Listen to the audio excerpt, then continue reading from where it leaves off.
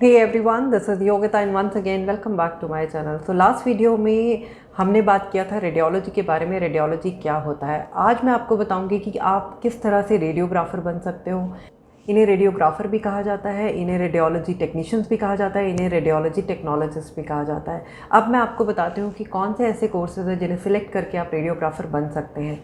Internet पे बहुत सी information available है जिसमें एक कॉमन चीज़ बोली गई है कि आपका साइंस बैकग्राउंड होना मैंडेटरी है, आपके पास फिज़िक्स, केमिस्ट्री एंड बायोलॉजी होना मैंडेटरी है। ऐसा कुछ भी नहीं है।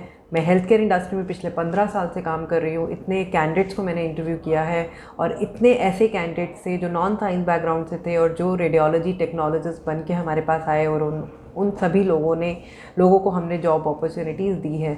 मैं आपको डिफरेंस बताऊंगी कि डिफरेंस क्या होता है और कैसे आप नॉन साइंस बैकग्राउंड होने के बावजूद भी आप इस कोर्स में अपने आप को एनरोल करा सकते हो।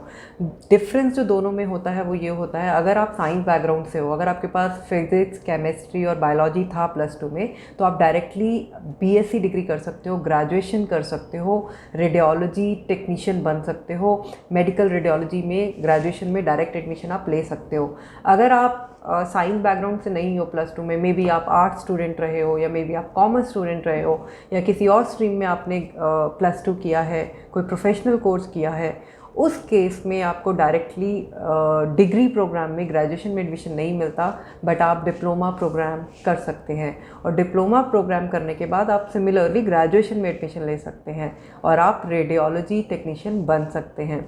सिर्फ इतना सा डिफरेंस है। अगर आप नॉन साइंस बैकग्राउंड से, आप डिप्लोमा करिए, डिप्लोमा करने के बाद आप ग्रेजुएशन करिए। और अगर आप साइंस बैकग्राउंड से, अगर आपके पास बायोलॉजी था +2 में, तो आप डायरेक्टली ग्रेजुएशन कर सकते हो। और ग्रेजुएशन करने के बाद आपके पास 2 ऑप्शन होते हैं। या तो आप सीधा अपनी वर्क लाइफ स्टार्ट कर सकते हो, किसी भी हॉस्पिटल में ट्राई कर सकते हो, डायग्नोस्टिक सेंटर में ट्राई कर सकते हो, रेडियोलॉजी डिपार्टमेंट ट्राई कर सकते हो। और अगर आप फॉर एग्जांपल जॉब नहीं करना चाहते तो आप फर्दर स्टडी के लिए भी परस्यू कर सकते हो, आप MSc कर सकते हो। उसके बाद नेचुरली अगर आपके पास मास्टर डिग्री होती है तो आपको जॉब अपॉर्चुनिटीज़ भी और ज़्यादा मिलती है और सैलरी पैकेज भी आपको बेटर मिलता है। ये डिफरेंस होता है। नहीं तो आप ग्रेजुएशन करने के बाद भी एक रेडियोलॉजी टेक्नीशियन बन जाते हो। तो अभी मैं आपको बताती हूँ कि ये कोर्स कंप्लीट करने के बाद कौन कौन सी जॉब अपॉर्चुनिटीज़ आपको मिलती है। जब आप इस कोर्स को कंप्लीट करते हो, आप किसी भी सेंटर में जब अप्लाई करते हो, मे बी हॉस्पिटल्स में अप्लाई करते हो, तो आप एज अ एक्सरे टेक्नीशियन काम कर सकते हो। एक्सरे टेक्नीशियन जब आप बन जाते हो, उसके साथ साथ आप MRI मशीन्स पे भी एक्सपीरियंस ले सकते हो, CT मशीन्स पे भी एक्सपीरियंस ले सकते हो। डायरेक्टली CT और MRI मशीन्स पे आपको काम नहीं करने को मिलता क्योंकि इसमें थोड़ा सा एक्सपीरियंस की ज़रूरत होती है, but as a x ray technician आप बहुत ही आसानी से किसी भी hospital, diagnostic centre, radiology department में अपना करियर स्टार्ट कर सकते हो। जब आप एक्सरे टेक्नीशियन बन जाते हो और एज अ एक्सरे टेक्नीशियन काम करने लग जाते हो, साथ साथ आपको अपॉर्चुनिटी मिलती है एज अ MRI टेक्नीशियन काम करने की भी और CT मशीन पे भी काम करने की। तो इस तरह से आप अपने करियर की शुरुआत एज अ एक्सरे टेक्नीशियन करते हो एंड ग्रेजुअली जैसे जैसे आपका एक्सपीरियंस बढ़ता जाता है, आपको अपॉर्चुनिटीज़ मिलती है MRI पे परफॉर्म करने की और CT पे परफॉर्म करने की। और जब आप इसमें स्पेशलाइजेशन ले लेते हो, उसके अकॉर्डिंगली आपका सैलरी भी बढ़ता है, आपको करियर अपॉर्चुनिटीज़ भी मिलती है और आपकी ग्रोथ भी स्टार्ट हो जाती है।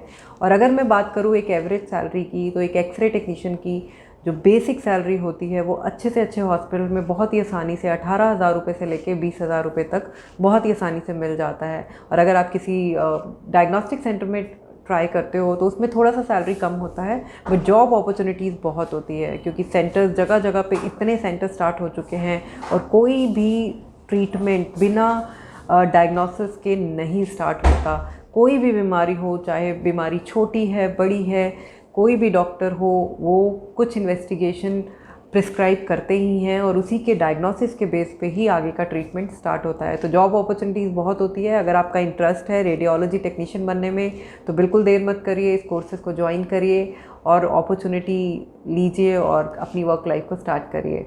सो thank you so much and see you soon. अगर कोई क्वेरी है आप हमें कमेंट कर सकते हैं या आप मुझे ईमेल भी कर सकते हैं yogita@buzzmeindia.com पे। So thank you so much and see you soon.